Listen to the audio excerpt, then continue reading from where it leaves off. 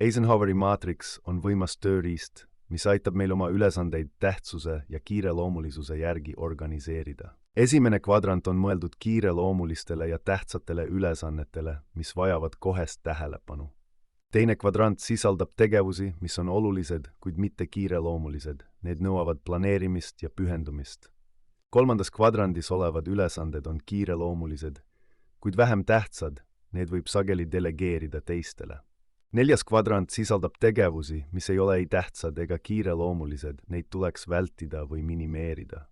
Selle meetodi regulaarne kasutamine aitab teil keskenduda olulistele asjadele ja suurendada produktiivsust. Järjepidev maatriksi kasutamine viib parema ajajuhtimise ja vähenenud stressini.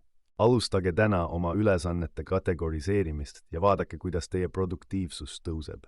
Eisenhoweri maatriks ei ole lihtsalt tööriist. See on teekond parema ja tasakaalustatud elu poole.